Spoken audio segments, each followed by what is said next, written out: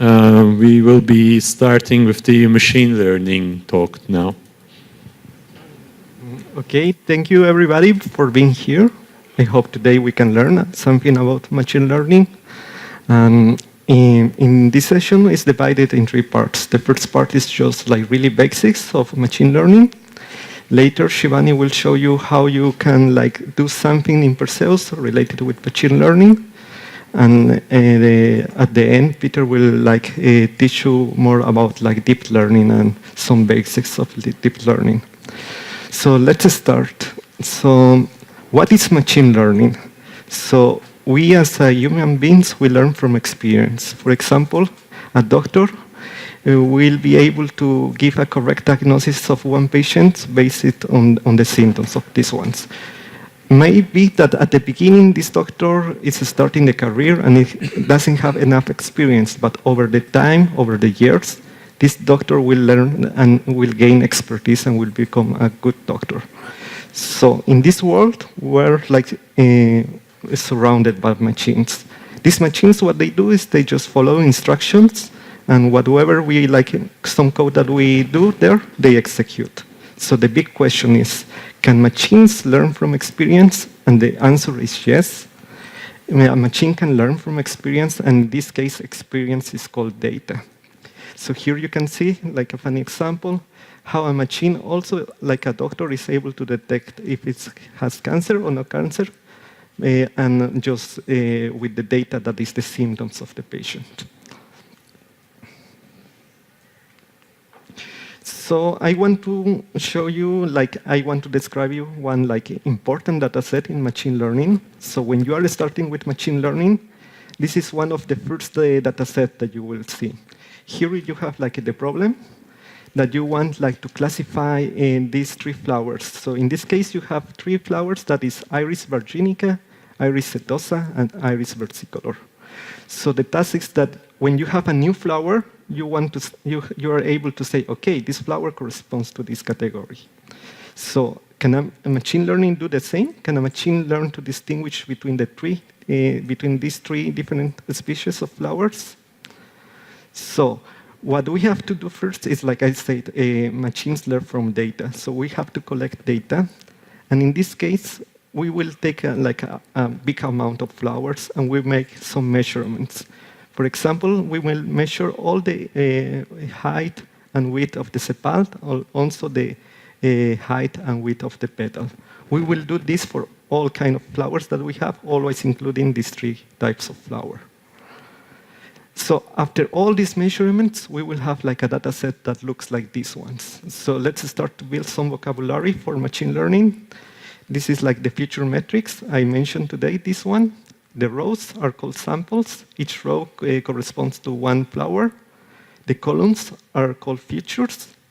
And here, what is really important is what we want to learn, what we want that the machine is able to recognize. And this column is called like the target or class label.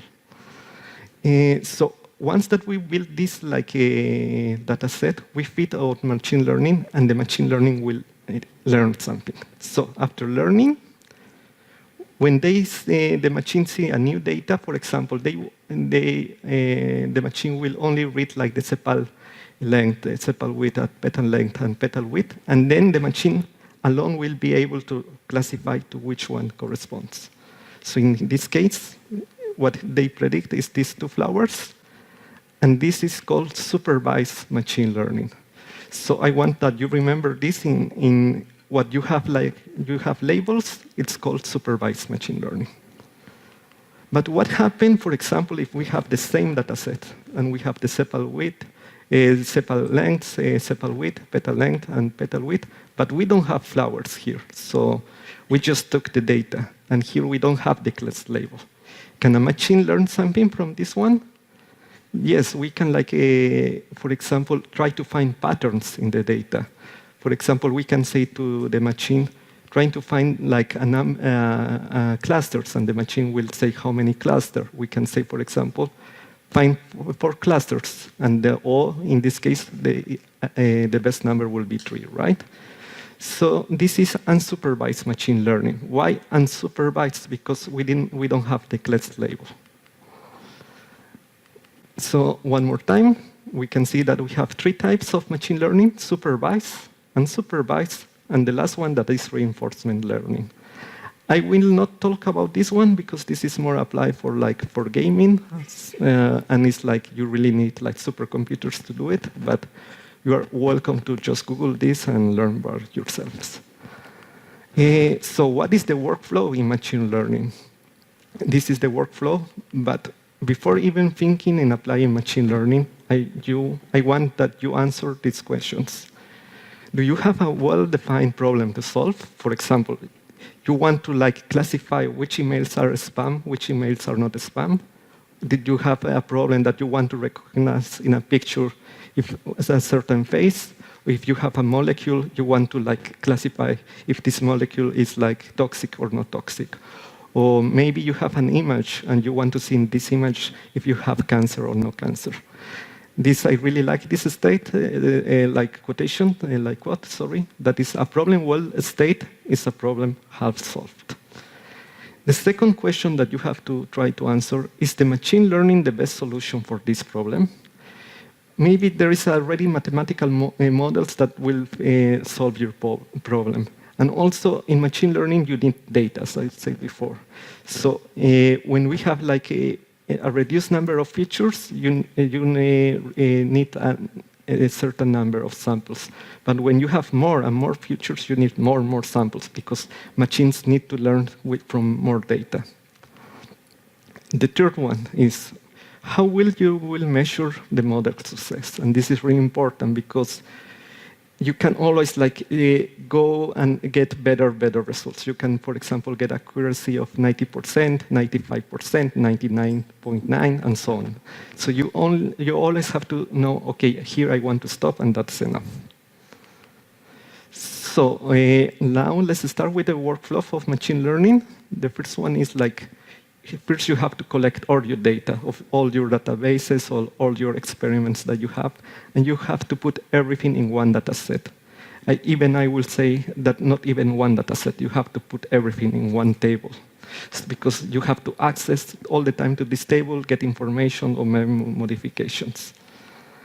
The second is try to visualize your data and look for trends. This is only possible if you have a reduced number of features. For example, when the example of iris dataset, we can plot the sepal length against the petal width. And you can see here that there is some pattern that here is in some way divide the 3 kinds of flowers. So when you see this kind of patterns, it means that your machine learning is able to learn something. Then you have this flower, right? And you have many kind of features that you can select. So the question is, which are the features that I need, right? Because here, for example, you can see that I also took in account the pedicel length, stamen length, and all the features that I described before. And I'm getting less accuracy than this one that only has this one. So also there is one important step in machine learning, at least traditional machine learning, that you have to identify which ones are the best ones. And Shivani will show you one example later on how you can do this one. And other thing is you have to find anomalous values in your data. So for example, you were measuring the petal width, and then you see that, I don't know, maybe you had a student that was doing the measurements, and somebody wrote it's 1 meter. So its machine is learning from this data, so you have to remove the data that is not important. Normalizing, you already know the importance of normalizing. And what I said this morning when I was explaining the window-based approach is machines don't recognize categorical values. So for example, in this case, we wanted that the machines learn to recognize these 3 kind of flowers, right? Versicolor, Virginica, Setosa. But this is doesn't have any meaning for the computer. So what we can do is just replace by numbers. That instead of versicolor, we have the value 0, Virginica value 1, or Setosa value 2. There is another way that we can do this. That is the one-hot encoding that I used also for the presentation of this morning. So for versicolor, you will have 0, 0, and the value of 1. For Virginica, you will have the value of 0, 1, and 0, and Setosa, 1, 0, 0. So just is a vector of binaries. Then, once that you have your data set that you clean and everything, you have to split your data in testing and training data set. And never, this is the rule that you have always to remember, never use your testing data set for creating your model. Here, in these two steps, that is data exploration and data preparation, usually like people spend like 50 till 70% of the time of the complete workflow of machine learning. So now that you have your data, you don't have anomalous values, everything is normalized, everything is numbers, then you have to try something. So you have to go for one machine learning algorithm. There is not like a rule that it says, okay, you have for this problem, you have to use this machine learning. Of course, like you might have an idea, but the best thing is just try which one is the best option for you. And if, depending on which algorithm you're choosing, you will have like some hyperparameters to tune. And you have to adjust, and if it doesn't work, no worries, you can like adjust hyperparameters. And if even doesn't work that, you can try another different machine learning algorithm. So this is the part of the testing. So it depends what kind of problem you want to solve, right? So if you want to make like just linear regression, the minimum square error, maybe it's like the best parameter that you can use, maybe Spearman correlation, maybe Pearson correlation, or if you want to classify between like disease and no disease, only two classes, you can use like the raw curves that you already know. So all the time you do this, and you have to test in your training data set and your testing data set. So for example, if it's really performing really good in your training data set, but it's not predicting really good like in the testing data set, that means that you have like overfitting, that everything is just fit for your training data set. And for example, it's making like better predictions that you're getting better results in your testing data set than in your training data set, it means that it's underfitting, and maybe you need like a more complex model. So the just key is just do it right, and it has to be in the middle. You have to get the same accuracy or any metric that you are measuring in testing and training data set. So you do all this time, all the time. So you will try one model, you will see if you are able to predict or not, and if it's not predicting well, you will choose another model, and another model. And even you can go back and check if your data is correct or not. The last thing is the model deployment. So now that you have you teach something to your machine is able to perform some action. Maybe you want like to deploy your model in your lab or in internet, or for example, if you train to your machine, you train a machine learning algorithm for cleaning your house, you want like to implement this in a nice robot that will clean your house on cell phones or whatever you want. So let's start with our first algorithm, that is linear regression. So it was taken in this book. The name of the book is The Song of the Insects by George W. Peirce. So while in this case, what he sees, there is a relation of the chirps, that is the number of wings vibrations per second, and the temperature. So what he did, he's just create this table, and in the first column, he just record the chirps per second, and in the second, like the temperature. Then he plotted the data, and he saw that there is one trend. And this is, he then just create a line, and this is like linear regression that I'm pretty sure you heard before. So why I'm talking about linear regression in machine learning is something that you already saw when you were in school, when you were like, for example, in the university. And maybe you remember you were doing like this kind of like calculations in your exam. And the only thing was just to get the slope and correct the correct A and B using these formulas. Yes, you're right. This is like the mathematical way to solve the linear regression. But there is another way that is using machine learning. So how we solve this problem of linear regression using machine learning? So just imagine that you have these 3 points and you want to make a regression. So just randomly, you will draw one line. So once that you draw this line, you will measure the errors to the points to the line, and you will record these errors. You record this error, and then you have like two options. You can like draw this line up or down. So just say you decide to draw the line in this way. And then you make the same procedure. You measure the errors. And then you record. And you can see here that the error is increasing. So maybe going down, it was not the best solution. So let's try the other side. You do this. And then you make again, you measure the errors. And you see, okay, this is much better. My error is reducing. You do this, and you continue doing this until you reduce as minimum your error. This is called gradient descent. And the method that I use here is that less squares, because the errors can be negative, so we have to square the errors. So in another way, like to see this problem, you are like in a mountain, and you cannot see, but you have like, for example, one device like to measure the altitude. But in this case, it's not the altitude of the mountain, it's like just the error.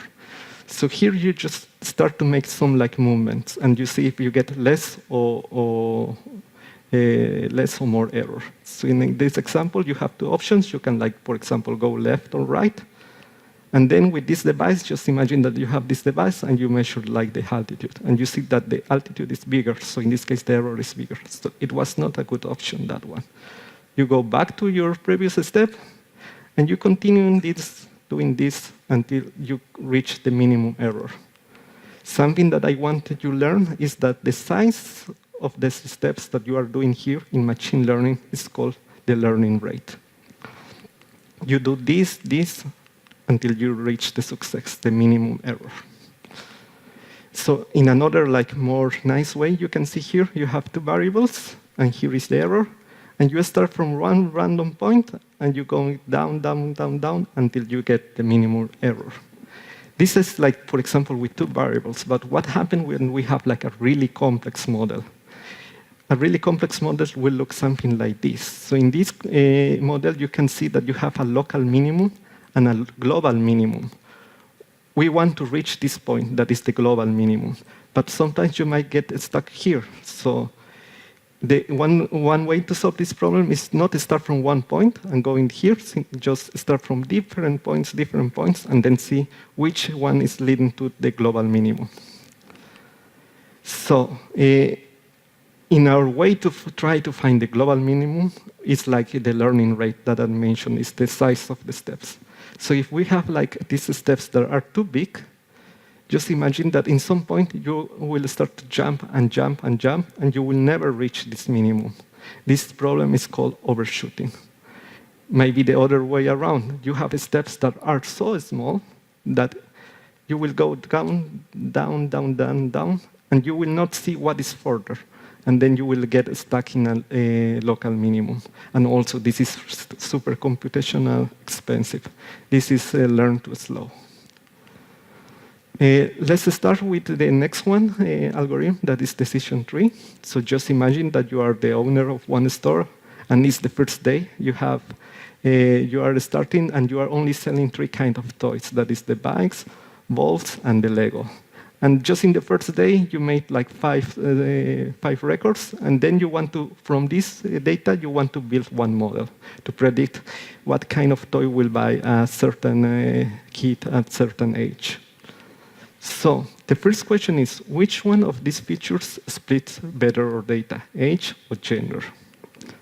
So let's analyze gender. So just for analyze, we can see how many males we see what kind of toys the males bought, and the same for females. And here we can see that this is not like there is entropy here. Everything is messy, and there is not like something that is classifying good. Let's take in account age. So when we use age, we can say, for example, when the kid is below 2, they always will buy balls. When it's between 2 and 4, it's a bit of also mess. You don't know if it's ball or a bike. And always when it's above 4 years, they are buying Legos. So between these two ones, which is giving more information? What is like, which one of these features is like ordering better our data. In this case, is the age. So we choose this one as our root. So we just start to build our decision tree. So we say which is what happened when the age is 4. If it's yes, they will buy Lego. If it's no, we ask for the age again. And if the age is like above 2, we have to ask for the gender. Otherwise, they will buy a ball. And when we are in gender, we ask if it's female or male. This is decision trees. So decision trees are really good when you have a small data set and you want to describe your data. But when you want to predict, they are not so good because it's really focusing like your training data, and for predicting, it's like not performing really good. So there is another way so that we can use decision trees, and you heard this word before, the random forest. I talk about this one, and other people was also talking about random forest. So imagine that in time, like it's now in this case, it's after 10 or 15 years, and now you are really like you were successful with your store, and now you have more data. You are selling different kinds of toys, and you not only have like 5 records, you have millions of records. So now I will explain you how random forest works. So the first is you only like randomly select one row. You put this row in this new data set. Again, you randomly select another row, and you copy this row in the new data set that you are creating. Here you can like pick the same one. It's with repetitions. So in this case, again, we are like repeating the same one. We do this many times, and we build something that is called the bootstraps data set. And remember, because you were like choosing randomly, there are also like some values that you will never take, and this later you can use for like testing.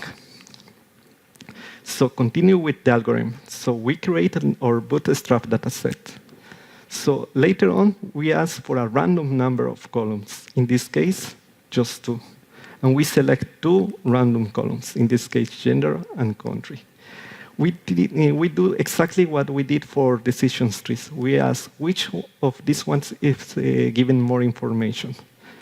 In this case, we suppose that is gender, and then again, we select another 2 random columns. In this case, for example, age and city. And again, we start to build our tree, taking random columns. We do this many times, and we build any number of decision trees. Now, instead of taking only 2, we can play with the number of 3 and take 3 columns. So we have more and more decision trees. So maybe you are asking, if I have so many decision trees, how I make a prediction in random forest? So in this case, you want to predict what kind of toy will buy a kid, a female kid, at the age of 2 that lives in Spain and in the city of Barcelona. So which is this toy? So what you have to do is, with the decision trees that you built before, you start to fit each one. You have to like send the information to each one of these decision trees. And you will see that, for example, the first decision tree, it will predict, okay, this is a ball. And the second decision tree will predict, okay, it's more probably that they will buy skates. And you are doing this for all the decision trees that you have. You keep doing until you reach the last decision tree. And the last decision tree here is like predicting that they will buy a ball. So here, what you have to do is the correct prediction is the one that gets more votes. So here you can see the 82 is like a huge number. So it's more probably that they will buy this one. Now, let's start with another algorithm that is support vector matching. So for example, you have the gene expressions plot here, and you have these green points that means no disease, and these red points that is disease. So your goal is just to classify. So you want to to split this data into groups. So one really good option is just to draw one line.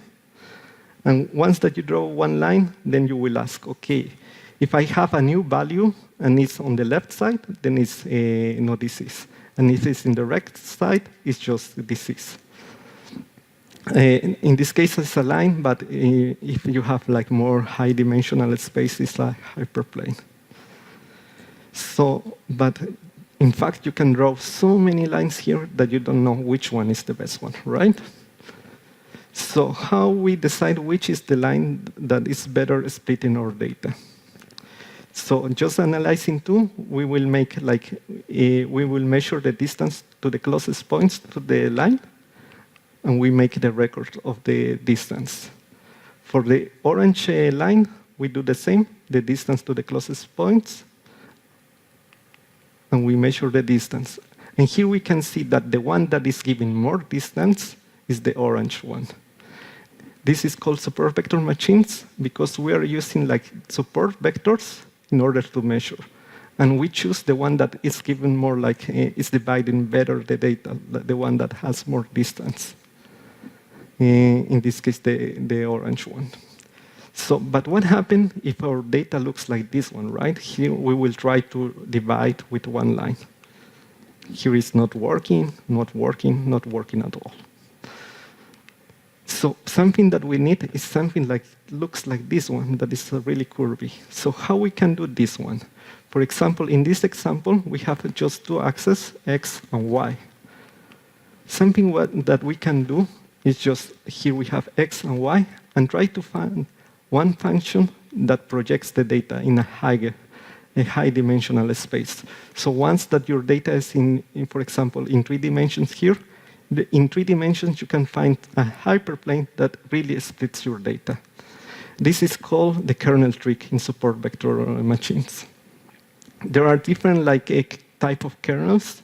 This kind of function can be linear, can be polynomial, or one that is really famous is the radial basis functions that is just RBF. Let's keep analyzing the support vector machine. So in support vector machine, we have one parameter, that is the parameter C. So you can see here that our data is a bit different. So here, this red point is close to this one, is closer to this one. And if we do exactly like I said before, we just have to build to construct one line that splits the data. Here is like the one that is splitting the data, right? But here, when we try to make predictions, maybe these predictions are not wrong, so are not correct. The best case we'll have again to have a line like this one. So you can play with one parameter that is the C parameter, and later you will be able to make better predictions. So C parameter is just a trait that you say, okay, it's fine that to have some misclassifications in order to gain precision when we try to predict something. When we are working with a RBF kernel, there is another parameter that is the gamma parameter. So we project our data in high dimensional space, and we can see from one point of view that our hyperplane looks like this one. We can see here that it's exactly what I say. We have this correct distance between the closest points. But we can play with this gamma parameter and say, I don't care if it's I also take in account the distance of the points that are more distant. So in this case, we will have a hyperplane that is more it's less spiky. So we're making a division not according to the closest points, also according to the distance points. So I want to show you one playground example.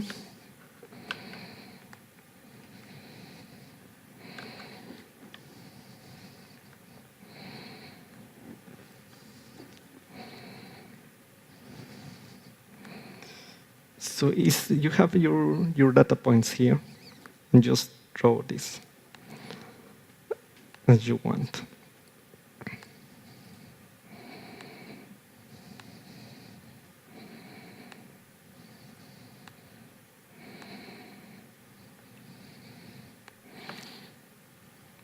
So here, in this example, you have the two parameters that I told you before, the C and the sigma parameter. And you can play with these parameters. So you see how these parameters are changing the way that they split the data. So in fact, there is it really depends what kind of problem you are trying to solve in order to find the correct C and gamma, and sigma or gamma. It can call the both ways, sigma or gamma. So you only have to try it, and you have to tune these hyperparameters. Yeah, and then Shivani continue with the explanation.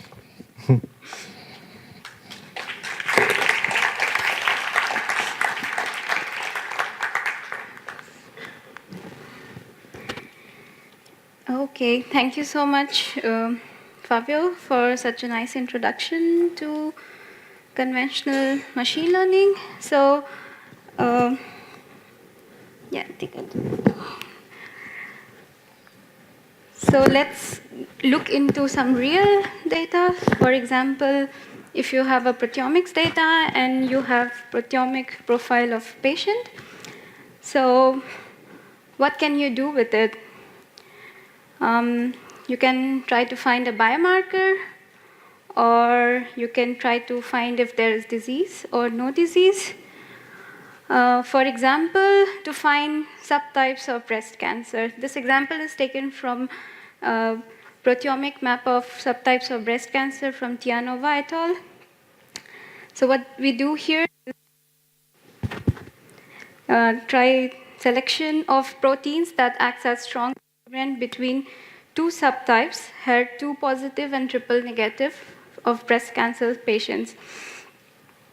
So we will try to do this using Perseus. So in Perseus, there is already a processing where you can do SPM classification. So here you can go. So I don't know how many of you have already used Perseus.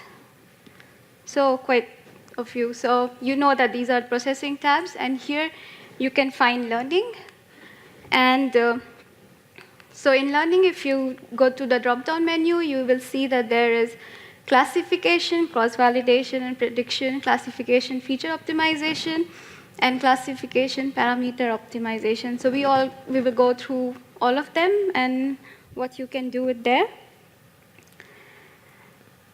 So first, let's go to classification parameter optimization. So here, now Favio told you about the parameters you can use for support vector machines, which is C and sigma. So sigma when you take kernel as RVF, and C will be only when you do linear support vector machine. So here in Perseus, you can play with these two parameters, and you can change the numbers and see if the error is minimizing or not. And yeah, so you can play around here. And next one is classification feature optimization. So now let's see what is, so Favio already told you that there are features which helps machine to learn. Yep. So in feature optimization or feature selection, what we do is not all the features might lead to classification of your data set. So there can be few features which are really important, and they can be just 2 proteins or 1 protein or 5 proteins, and you need not to give 100 proteins. So here, by doing feature selection, you can select which of the proteins are really important in classifying your breast cancer subtypes. So you can use this method. And here is the feature selection workflow. So in general, you have a data set, you split it into training and test, and then you compute your feature rank. There are many algorithms for ranking, so we will not go into them because it's still another field. And then you select your top features, and you do use your classification method. And then you compute your error rate. And you do this until your error rate minimizes. So when you get the minimum error for your feature set, then you use that features as your parameter for final prediction. The last one is classification, cross-validation, and prediction. So here, when you know your parameters, when you know your features already, you can use them here, where you can use your feature ranking method. You can give which classification method you want, and which kernel you want, and what are the parameters. So let's have a quick look in Perseus, how you can do it. So the data would be in your USB stick. You have to go to Data Practical 2 and Supervised Learning. And there is this breast cancer subtype protein groups. So I open the Perseus session and load the file.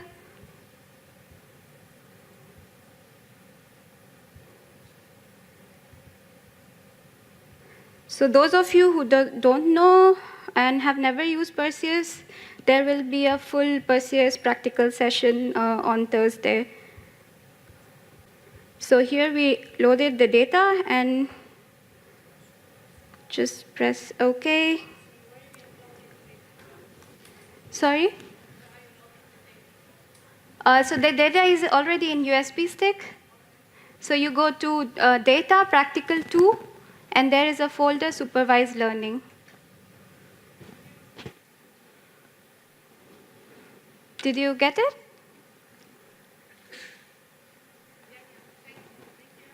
Yeah. So, yeah, and so this is your data, and here you can see is your group, which is your class. So you can see it's HER2 and triple negative class.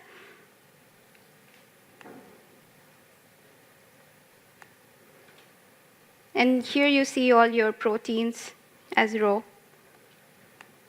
So you go to learning, and then let's go first to parameter optimization.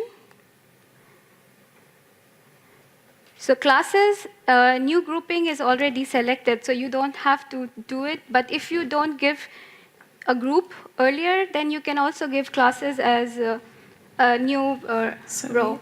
Just one question. The data you are using is log to ratios or? Yeah. Okay.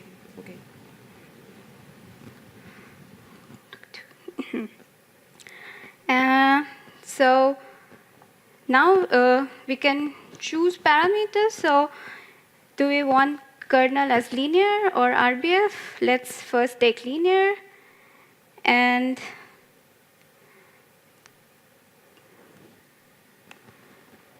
okay, so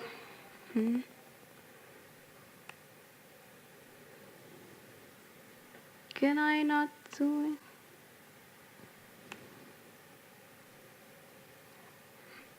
Okay, anyway.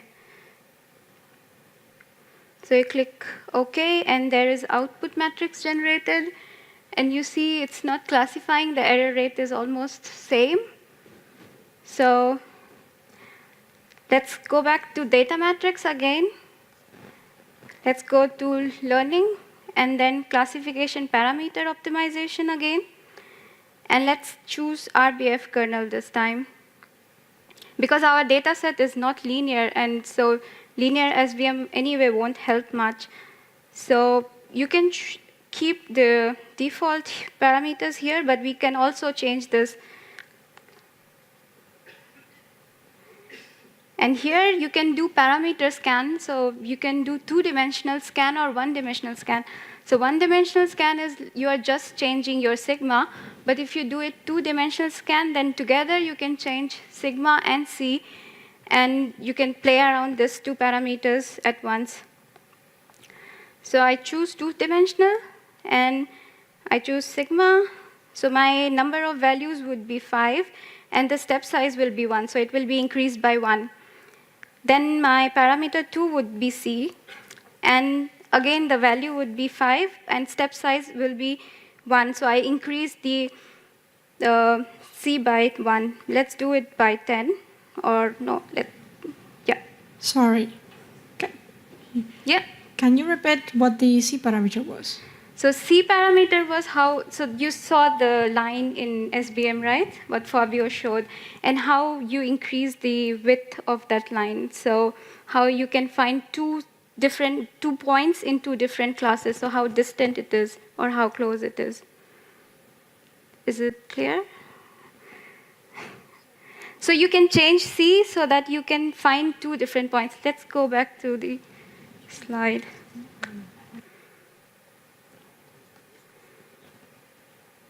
Sorry? Oh, there's so many.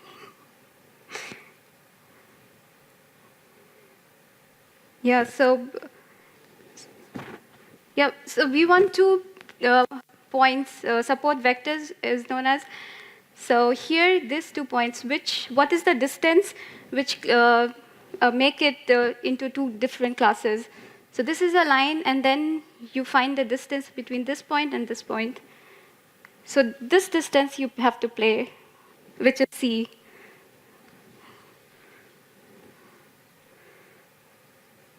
Favio, do you want to say something? No, take mic. So it's rate of misclassification, it seems.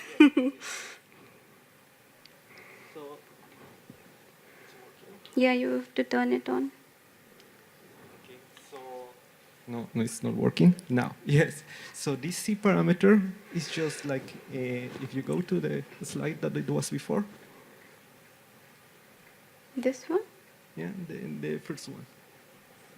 So you see here that here it's the concept that I said before, right? So you draw one line that perfect classifies the two groups in green and red one. But sometimes this like perfect classification is not so good. So sometimes you want to have like some misclassifications in order that later on you are predicting much better. So this is like the rate of, okay, it's okay to have some misclassifications, but it's good because later on I will predict much better. So it's the rate of this, of trading misclassifications. Okay. Yep, so here you can play with the two parameters at once and then click OK. So there is some error, which is because I didn't change it, the two different parameters. So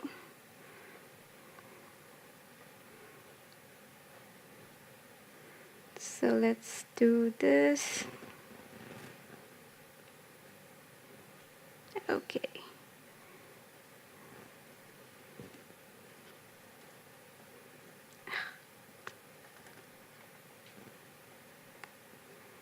And you can see the output file matrix created. And now if you sort your error, you see that there is this error which is less than all the other errors. So these parameters are not helping much in classifying the data set. So next we go to feature optimization. So here, okay, sorry. You have to go back to your data set again. And then go to feature optimization. And then you have your groups here. So you can choose feature ranking methods. For now, I will choose SVM.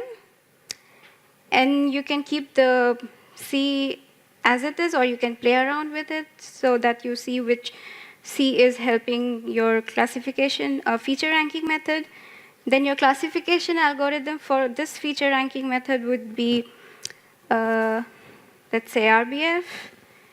And then I take sigma 2 and see, it was 12, I think, which gave us very good result.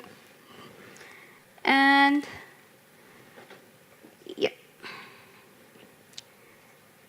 So here 2 output files are created. So we go to this output file, and you can see that there are a number of features and error percentage.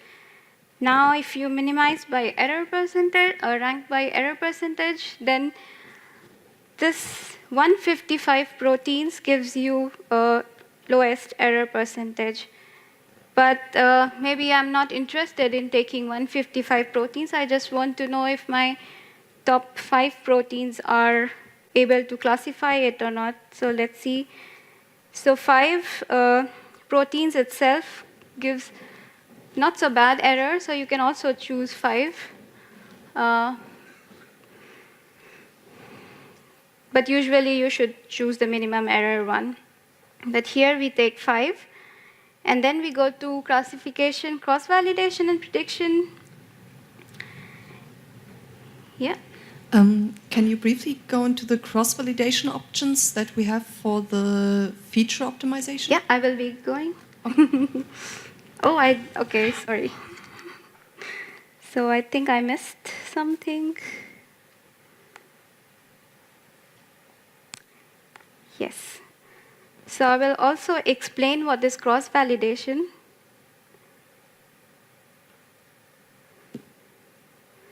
So you have your training data, the data set, and then you divide it into training data and test data.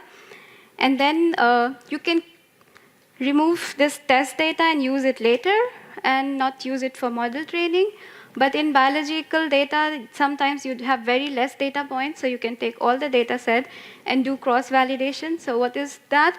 Is that you randomize your data points, and then there is one form of cross-validation, which is leave one out. So you just leave one of the sample, and then train it on rest of it.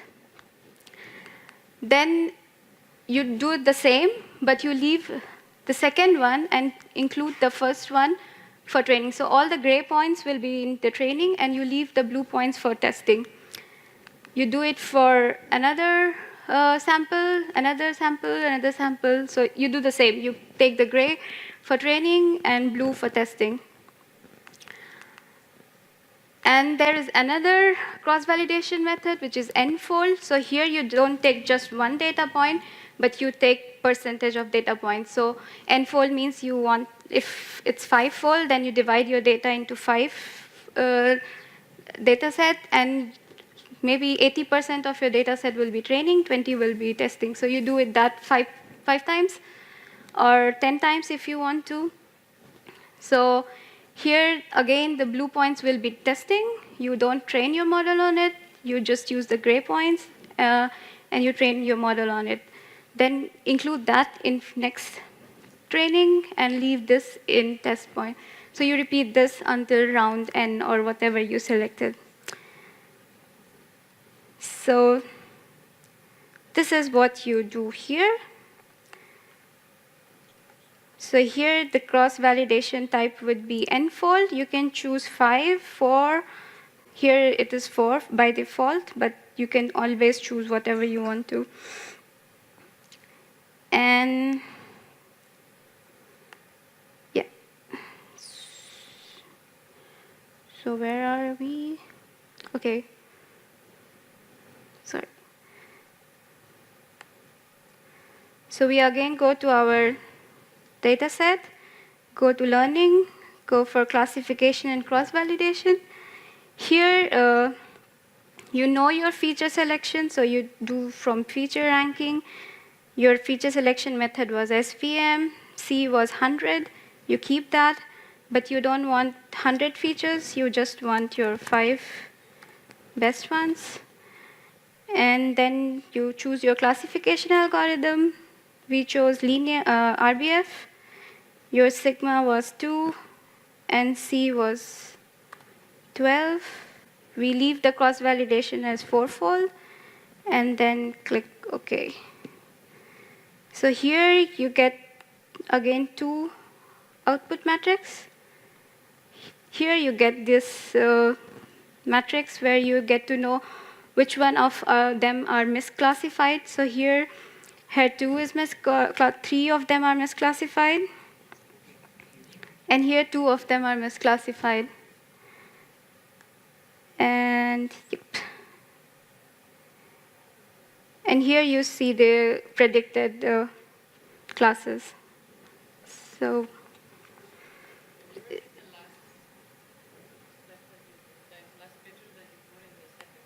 yep. So we go to our data set, we go to learning, we go for cross-validation and prediction. Here, when you know your parameters, you know your features, you can use this information here.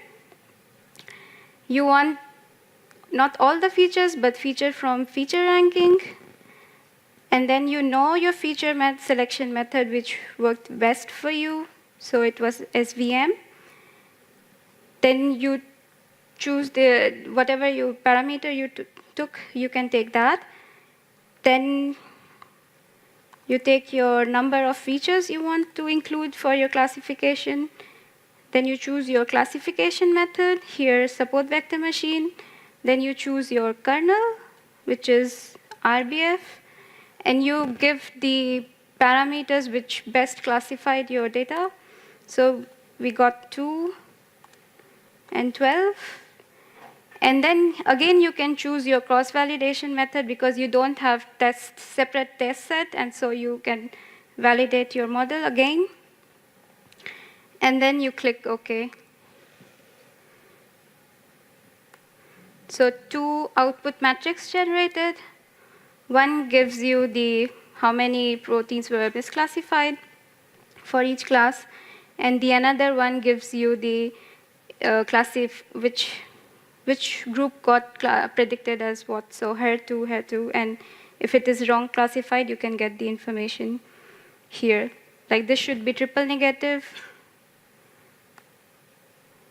Yeah, but it got predicted as HER2. So this is one example where you can use proteomics data. And whatever classification problem you can think of, and you have your class levels, you could use at least Perseus for now. And regression would also be there, but it's not yet in public version. So any question before I go further? No? Then, okay, let's go to the most interesting part. So who came here for learning neural networks? Yeah? So this is like most buzzword these days. Everyone is talking about neural networks because of self-auto-driving car. Then AlphaGo is working better than human being, and it's winning. Then all the translation, Google Translate and other translate apps you have, and face recognition apps which you get now these days. So until I studied neural networks in computer science, I was more interested in biology. So for me, neural network was neurons, and you are getting signal, and you are giving out some other signal. So, but after studying neural networks, and when you Google neural networks, I think you find this complex model or diagram where there are so many nodes and so many edges. So what are they, how they work? So let's break it down a bit and see how it's working. So this example, I think most of you know. I think everyone is biology students. So when you prick your finger, then there is a stimulus generated. It goes to neuron, and then it goes to motor neuron, and you remove your finger from there. So you have an input, you get the pain, and you send the stimulus, and your neuron gets activated, then you send it to the another neurons, and then motor neurons get activated, and you remove it. This is what computational neural network take their, I forgot the word, motivation from.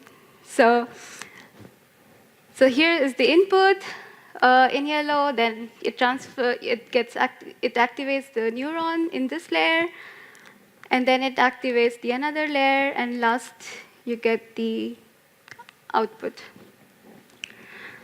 So for electricity or for computer processing, you have an input, and there is some processing going on. So input would be switch on the light, process would be some electrical gates, and output would be light switched on. So In neural networks, it's the same. You have an input. There is neuron, because we are so motivated by biological neural networks, so we name them neuron, and then you have the outputs. So you can have many inputs. So you have input 0, input 1, you have neurons, and there is processing going on, and then you get your output.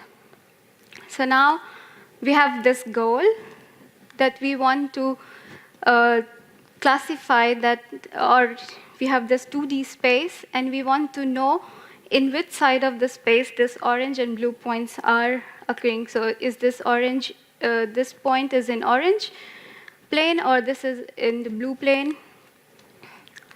So I want to know about this data point. So what is this? Is it in blue or is it in orange? So what I give is my input as my x coordinate and y coordinate, and then I ask my process or neuron to guess.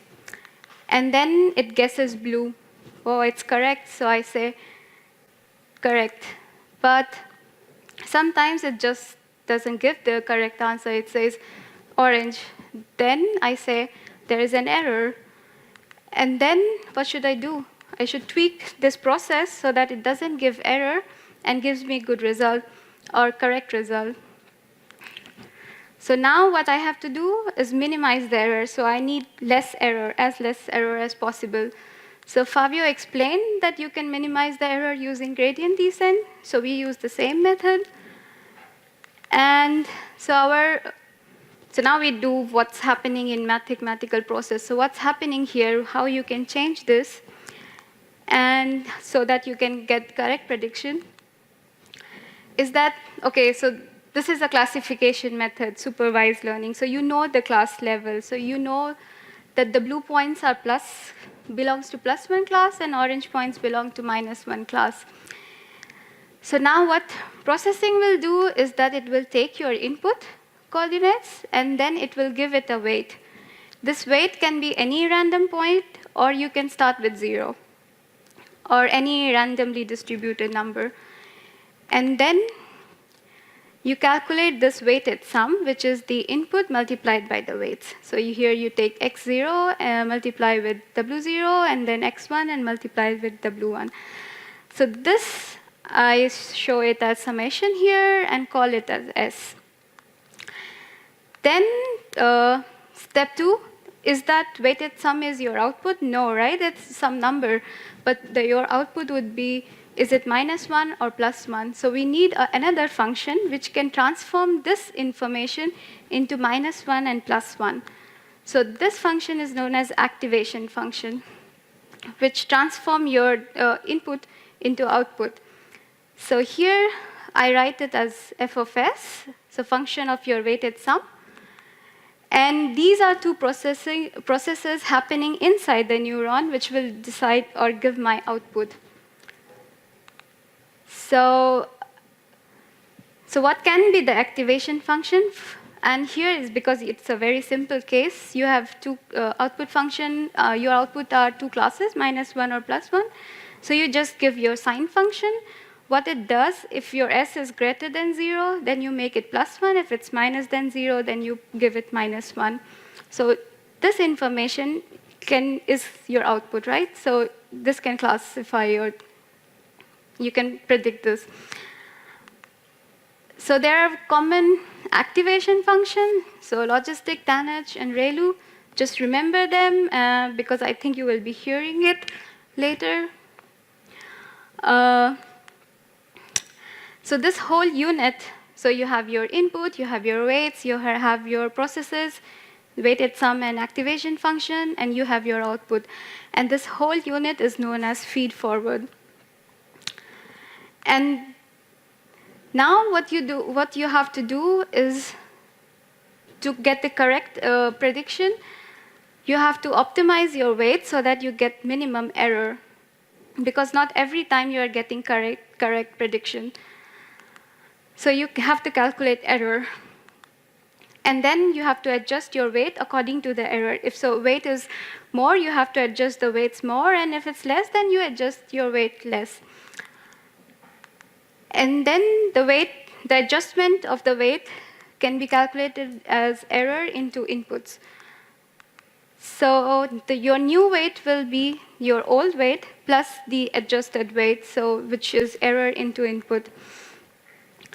And then to this, we also add this another parameter, learning rate, as Favio described earlier, just so that you know how much distant is the error. And this whole unit is known as perceptron. Now, this has limitation. It can only classify linearly separated data. So what if your data point looks like this? So so you have to now, the same goal is you have to say which one occurs to orange cloud and which one occurs to blue cloud. And now you cannot create a line to separate them. So, and also perceptron is not able to distinguish this. So what you can do, so this is, you can still get the inputs, but you are not able to classify them. So what you can do, instead of taking this one process, you now take two processes. So one process will classify this data vertically, and another process will classify this data horizontally. And you have same inputs, and you give this both the inputs to both the processes. So x0 goes here, x0 goes here, x1 information goes here, and x1 information goes here. And you give the weights. You do the same thing as earlier, and you can classify now somewhat this at least two ways. And this is known as multi-layer perceptron, because now instead of one neuron, you have two neurons. And this layer is known as input layer, and this processing layer is known as hidden layer, and then you have your output layer. So this is the basic unit of neural network. So you can give your input, you have your hidden layer, where you do your processing, which is weighted sum and activation function, and you get your output, which is known as output layer. Yeah? Hi. So what's your rationale to build the hidden layers? I mean, how many nodes per hidden layer? Where do you so start? how well it's classifying. So now you saw that we divided only into vertical and horizontal. So this is only two-way, but you can still divide your data points, so exactly the same plane, into diagonal, two-sided diagonals.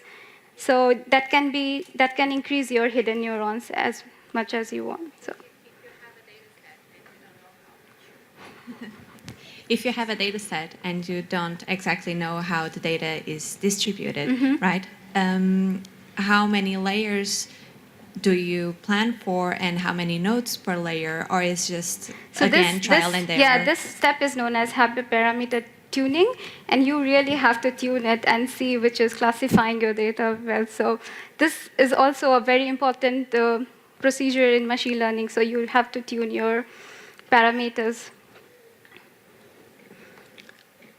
Yep, so you get your output layer. So now what is deep learning is the same.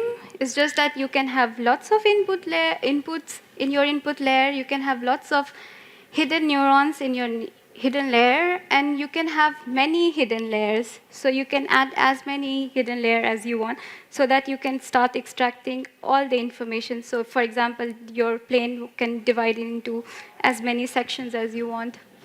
And then you get output. Also, output can be any number. So let's see the playground, because we liked it so much.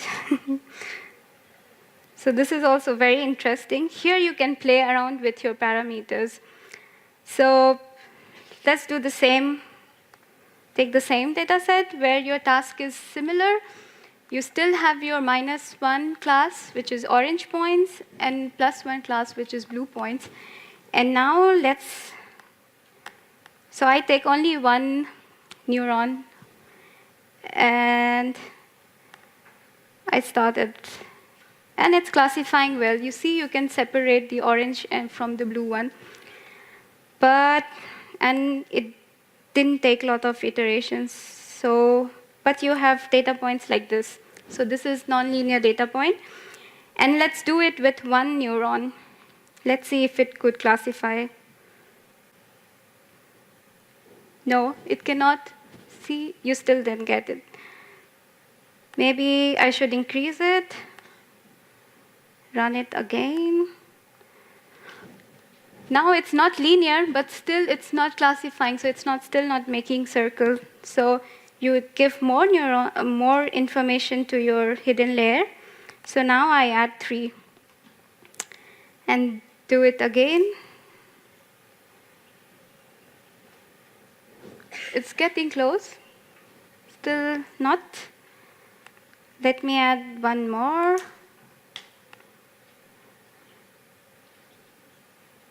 And it should classify. 1 more layer? Okay. Let's do 1 more.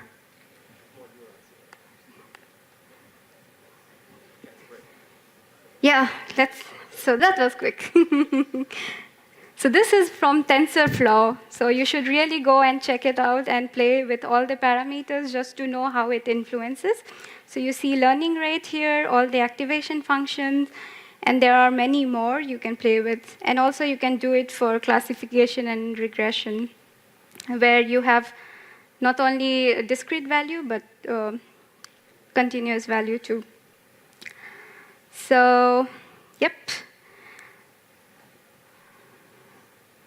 I think, and I would just like to summarize. So you have your data, you explore the data, you know what problem you have and how you can, what you want to learn, you want to classify, or you just want to do the regression analysis. Then you do the normalization, and then you choose your model according to your problem, and then you test your model, and then you deploy it in whatever equipment you want to. Yeah. I have one question. Well, it was regarding before, but now that we're summarizing, when you talk about this cross-validation that you use the whatever false for the samples, so that you said you can use n false when you have a small data set. What is the ratio that it's normally like that you can use? Because you can do a lot of false, right? But then you just analyze it. Yeah, I mean, depends. So if you really have small data set, I would say just do leave 1 out. So you just take 1 data point out and take rest of it. But you still have 100, I think 5-fold would be better. So you just do the 5 times. So usually 5 or 10-fold is okay. So, within 100 samples. Yeah. Okay. Thank you. Or more than also, it's fine, just to do 10-fold. So also a note that our so we had this window-based predictor code already in GitHub, but because of time, I think we will skip it. But if you're interested, you can look into it and then ask us anytime you want to. Can I have one more question? Okay. Actually, it's similar to the one that was just asked. So for the C and the sigma value for the SVMs, what are suitable ranges to try out values? I don't know. So ranges are wide. You can really play around. So sigma is from 0.0001 to 1,000, I don't know, 10 to the power 5, 4. You really have to play around with it. So, question? Suggestion? Yeah, I was just gonna say that maybe for C, like reasonable parameters would be anything between 0 and 100. And 0 will basically correspond to a hard classifier. So in that sense, it means that you would not allow for any misclassifications or errors. So anything in between. And then you can really try and optimize it with the parameter scan.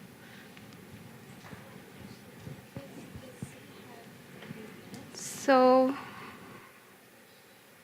yeah, if no questions, then I would like to welcome Peter from Verily Life Sciences, and he will talk more about deep learning.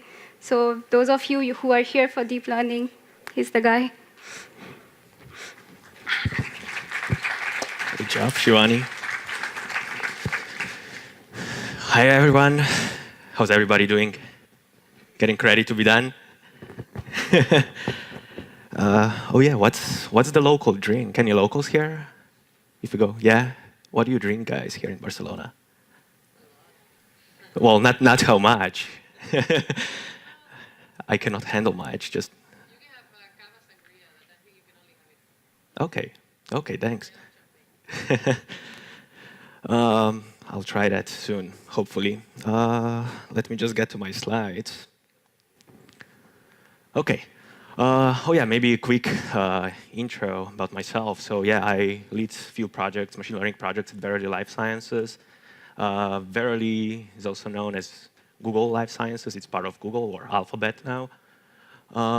We are, well, I'm going to tell more about that tomorrow during another talk. But yeah, we are working in life science space. We do a lot of machine learning there. And yeah, as probably you can see, machine learning is going through a renaissance. We are based in Silicon Valley, which is probably like a Florence during that time. And Google, I would say, is Leonardo da Vinci. We are doing a lot of cool stuff. But yeah, the new child in the block that everybody is super excited about is deep learning. And if I want you to take away anything, it's so the reason that this is so exciting field now, there are two reasons. One, with deep learning, we can solve problems that just a few years ago we never thought are going to be able to be solvable or even perform better than humans with it. And the second one is that it removes a lot of work from doing machine learning. Like, for example, conventional approaches, SVMs, neural networks even, like shallow neural networks, you still have to do a lot of pre-processing. You have to do feature selections, as Shivani talked about. You have to design features even. What do I mean by that? Like if you see a flower, you have to kneel down, take a meter or something like that, and measure how tall it is, what leaves they are, and stuff like that. But yeah, in modern days with smartphones that we have, who wants to do that? It's ridiculous. You just want to take a photo, push a button, and get the model predict what flower it is, right? That would make sense. And that's exactly what deep learning lets you do. You don't have to care about pre-processing, feature design, nothing. You just take a photo, build a model, and you're pretty much done. It's pretty easy. We are trying to make it even easier to use. We are working on a project that's called AutoML, and that one is supposed to build a model all by itself. All you'll bring in is data.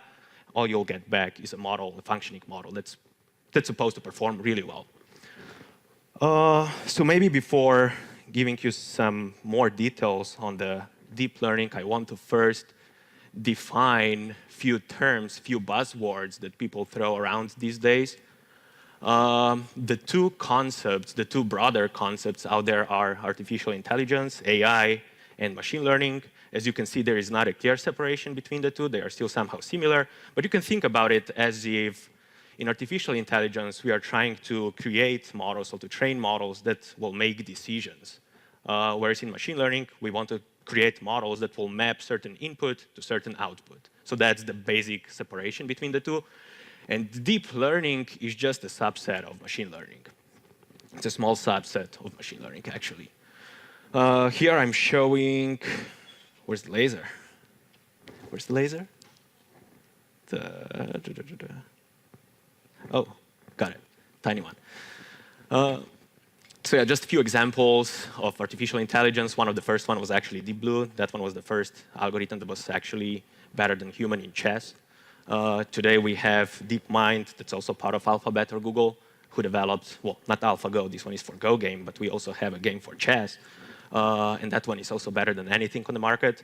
And actually now there is AlphaZero, which is even better than AlphaGo or AlphaChess. And this is science fiction, but, well, sounds like science fiction, but it's true. So one interesting thing about AlphaZero is that there was 0 data required. That's why it's called 0. So usually in machine learning, you would bring lots of data and train a model based on that. But for alpha 0, there was absolutely 0 data needed. The way it was trained was that the model was being played against itself. So it was playing games, it was playing chess, it was playing Go, just against itself. That's how it generated data on the fly. And it actually outperforms anything that's on the market currently. So I'm going to be brief, or I'm going to try to be brief, and just walk you through 3 most famous concepts in deep learning. So there are 3 main architectures that people use to solve different problems. I'm going to give you a few examples for each one of them, both in tech world and in biology. And the 3 main architectures that people use are convolutional neural nets, also known as CNNs, recurrent neural nets, or RNNs, and I'm always having problems with spelling this one out, but generative adversarial nets, also known as GANs. So starting with the first one, CNNs, what we want to do with them is basically mimic human visual cortex. So we try to mimic how our brain sees, categorizes whatever we see. So the way this works is you have an image that's being sent to retina, and then you have layers of neurons. And this is really deep set of layers of neurons that pass that information all the way to the visual cortex. And depending what neuron gets excited there, that's actually what we see. It's pretty simple, or we think it's pretty simple. It's probably much more complicated, but that's how we think it works today. The way we transfer that knowledge into computers is as follows. So what neural networks do, it's basically very similar to what Shivani just presented. So you have a bunch of hidden layers. You have a bunch of, well, each hidden layer has a bunch of neurons and so on. The architectures with CNNs are slightly more complicated. I'm going to show an actual architecture on the next slide or so. But few basic operations that happen here are a kernel neuron that's similar to support vector machines or random forest. So what actually happens is this is, let's say, an image that our retina sees. So it gets all the photons from a photo that it sees. And then you have the first layer of neurons. And you can think about each stack, each plane here being one neuron. So what each neuron is going to do, both in CNNs and what we think it actually happens in our brain, is it's going to scan a window across this image. So it's going to slide a window across each image and just set a value for each window where it's on. And you can imagine if we have many neurons, each one is going to, let's say, encode an actual photo into multiple, very deep, let's say, matrix, 3D matrix. Then we have another operation, max pooling or pooling, that it's going to reduce the dimensionality of that. And these steps of convolution, pooling are repeated many times all over again until we get to the fully connected layer and classification at the end. And yeah, the cat here could be replaced with a photo of flower, and the same thing could happen without any, again, feature design whatsoever. I'm providing a few links at the bottom that you can look at later and read more about how this actually works or what kind of applications this is used. But yeah, those are the links. Yes, question? Could the cat be replaced with a data set? Because I've seen this for pictures, but not data like hard numbers. And data also has a topology and so on. So in theory, maybe you could do the same applied to numbers instead of pictures. What do you mean by data set? Just a data frame with numbers. Oh, OK. Yeah. So that's actually the way it works. So computer, it's not going to see an image. Computer, it's going to see a 3D matrix. Well, actually, it's the size of the width and height of the photo, and then it has 3 channels. So each channel, each photo is usually encoded into RGB channels. So you have 3 values that define a color of a pixel. And that's what the machine is going to see. It's going to be a 3D matrix already. Exactly. That's pretty cool. Yeah. So yes, these are CNNs. Moving forward. So CNNs are, again, super popular in image classification in particular. So if you give it a photo, it's going to classify objects on the photo very well. And as you can see, the most recent models started to outperform humans, and quite significantly so. So they can classify not only cats and dogs on photos, but over 10,000 different categories. And if you check, I don't know, Google Photos, it's running one of the best algorithms in there, and it works really well. Like, for example, I was in the Alps the other day. I saw, I don't know, anybody knows what ibex is? A mountain goat of some sort living in Alps. So I uploaded my photos to Google Photos, and then I searched for ibex. I want to like filter me the photos with ibex, and it actually did that. I was super surprised about it.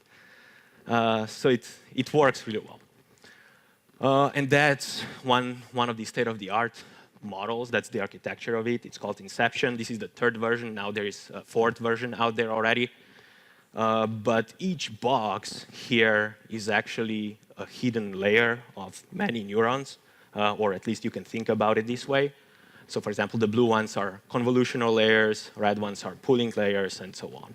And as you can see, it has pretty complex, it has many layers. That's why it's called deep neural network. And it leads all the way back to the fully connected layer. Softmax. Softmax is just an activation function that does basically the classification into 10,000 different categories. Maybe it's so naive, but why do you need a hidden layer when there's only one input and one output? Why do you need hidden layers? Yeah. So the reason you need that is because you want to recognize very complex shapes. If you have 0 layers, the only shape that you can recognize on an image would be those shapes that are in straight line. And we could see from the examples that Shivani showed. If you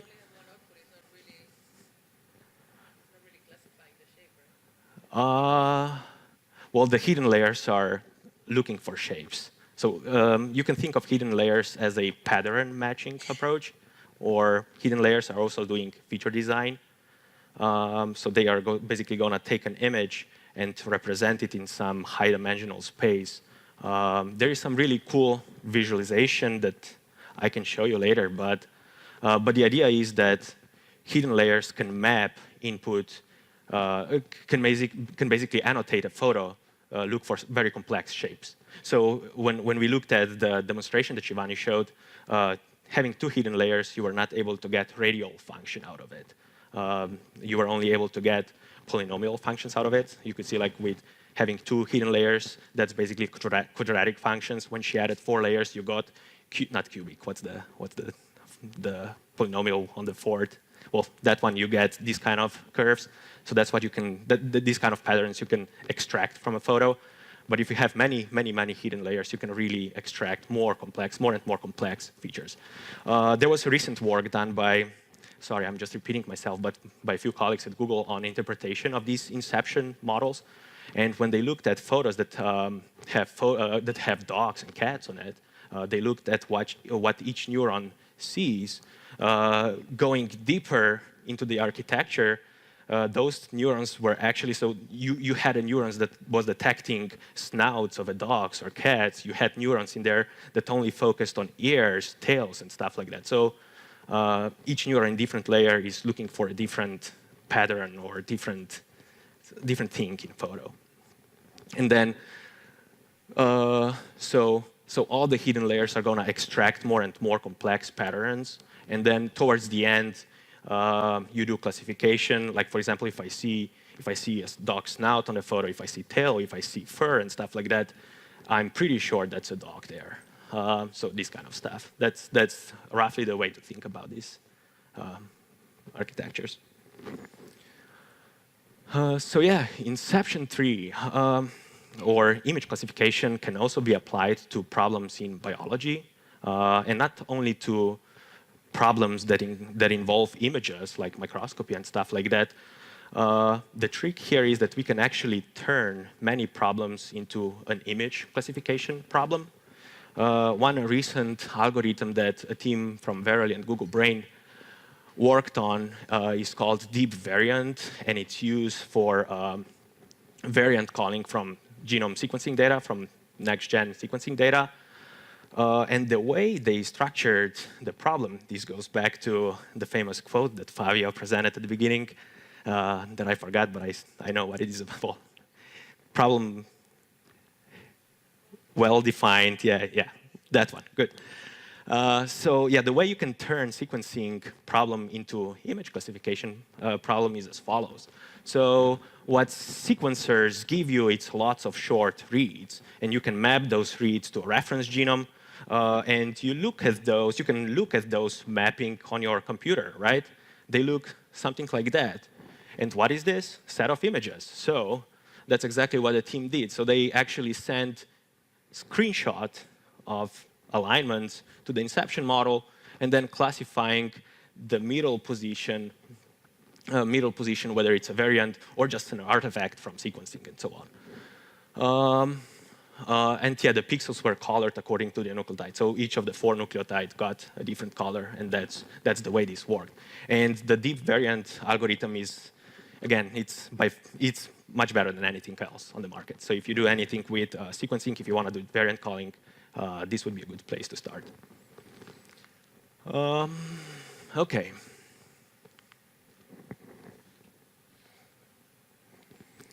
So those were convolutional neural nets. The second architecture that's also pretty famous is called recurrent neural nets, or RNNs. So far, we've only looked at neural networks that pass information from neuron, let's say, on the left, so here to the right. These are called feed-forward neural networks. They are only passing information one way. But the special thing about recurrent neural nets is that sometimes they can pass information back onto itself. That's why they are called recurrent ones. And specific places where they become useful is when you have an input that has variable length. And this is very often in proteomics. So you have protein sequences, peptide sequences that have variable length. They are not always, they are not fixed in terms of what size do they have. So the problem with inception or any other neural networks is that they will only take input of a certain size. You can't really vary that. And the way this is fixed is by using recurrent neural nets. And again, there is a lot of reading material that I attach over there that you can look at if you want to learn more about it. I just wanted to show you some more visualization. So we can represent neural nets like this, just linking back on itself, or basically enroll this layer into multiple time steps. And you can imagine having a model where you feed peptide sequence, and each of these blue boxes, let's say, would be one amino acid. You can feed it into a recurrent neural network and get some value back for each amino acid or each time step in your data. There are different subtypes of RNNs. For example, one-to-one. This one is not very interesting. You have one-to-many, many-to-one, many-to-many, and so on. This one we've used, for example, in deep mass that I'm going to give you some more details on tomorrow. And basically what this does is it maps, let's say, your input, let's say amino acid of a peptide, to a given value. This, for example, could be fragmentation efficiency, if we are interested in peptide fragmentation. We could use this one, for example, if we were interested in whole peptide stability. For example, we can encode whole peptide into a single value. That's when we would use this type. And this type is pretty interesting to use in cases where it's not only your input that vary in length, it's also your output. And the length, let's say, of input does not have to match necessarily the length of the output. So cases like that happen in, I don't know, language translation. So for example, you can have a sentence in one language that has 5 words, but the translation would only be 4 words or stuff like that. And what you do in those cases is you first encode your input sentence, for example, into a fixed size vector, and then send that vector to another neural network that's going to decode that information into any length of the output again. So these kind of architectures are very often used in language translation. I don't know if I'll have time tomorrow, but we've also used it for de novo sequencing from SPEC data. So it's a very useful architecture to know and to use. So in tech world, the best application for RNNs is speech-to-text or language translation. So speech recognition, where you have all of these waveforms when people talk, and you want to either classify, again, you want to recognize, is there speech in the audio recording that you have, or is dog barking and stuff like that? So you can do pretty much the same classification as you would do of photos, just from voice data as opposed to image data. Or you can also translate it into a text and so on. Sorry, transcribe it into a text. And then, yeah, language translation, as I mentioned before. And when it comes to speech-to-text type of models, the newest architectures also started to perform as well as humans on it. And this switchboard data set is actually a data set of phone calls. So those are pretty noisy, as you would imagine. And the models here are doing really, really well these days. I don't know if you use Google Assistant, it's usually pretty good at detecting what you talk to it. And yeah, one interesting thing that I can add here is that the best model, as you can see, so LSTM is one subtype of RNNs. It's probably by far the most famous one or the most widely used one. But you can also see that it has CNN prefix to it, which actually means that this neural model is actually a combination of both convolutional and recurrent neural networks. And the way you can think about it is if you go back to the waveform, so you can either send one column at a time to a recurrent neural network, or you can splice it into windows and then send each fixed window size into CNN and then to LSTM. So yeah, things can get complicated quickly, but there's usually a solution to a lot of different problems. And again, an application in biology would be going from peptide sequence to spectrum or the other way around. So we can use this sort of architectures for these purposes, and many others, of course. And then to conclude, the new, very popular thing, GANs, is also pretty interesting. The way GANs work is actually that you have two models. You don't have only one model, you have two. The first one, as you can see, it's called generator. That one's going to take some random noise, some random inputs, just random values. Try to generate a fake image, and then you're going to feed in your training set images that are going to be fed together with a fake image into discriminator network. And that discriminator network is going to try to identify whether this image is real or fake. So you're just going to do classification on that. Places where this is very useful is where you have very noisy data. So this can be used for denoising your data. These are also very commonly used to embed your inputs.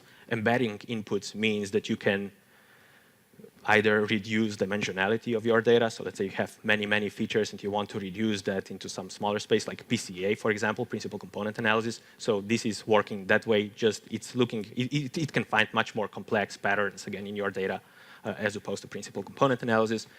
And then the third application for this is to generate new examples of something that you're interested in. And I'm going to show you a few examples right here. So what you can do is, with GANs, you can have a segmented input, and the model is going to try to reconstruct an input photo that was used to generate those labels. You can also go the other way around. You can take an aerial photo and turn that into what you are probably familiar with, what looks like Google Maps. That's exactly where this is used. So this problem is called image segmentation. And then third application, there's lots of those. You can take a sketch as an input, and the model is going to generate, again, a photo. And the places where GANs are used quite a lot is actually architecture or design. So you can just sketch out something quickly and then let neural network generate examples, and hopefully it's going to find something that can get into stores pretty much.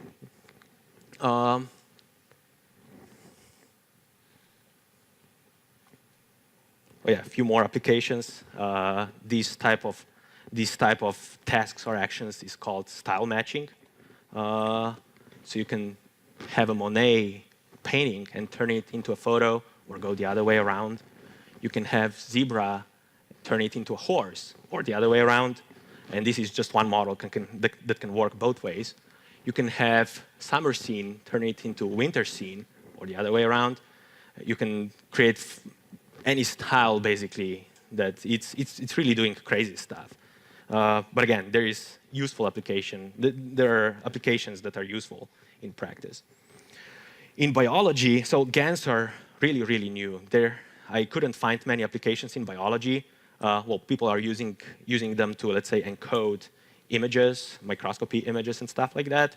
They are using them also to, let's say, map protein sequences into a new PFAM. I don't know if you're familiar with PFAMs. This is like the way to categorize functions or localizations of proteins and stuff like that. So you can embed protein sequence into some new PFAM family or stuff like that. That I've seen them used being there. But yeah, in principle, again, you can use them to denoise your data. You can use them to auto-encode or embed your inputs. And then finally, you can use them to generate new stuff. I don't know. Maybe in the future, this is going to be used to generate new molecules that are going to bind to a given protein, given just a few examples. Generate new sequences, like what is it called, synthetic biology and stuff like that. So you can generate some new cases based on stuff like that. And that's pretty much it. Now I'll let you go, drink however much you want. Thank you.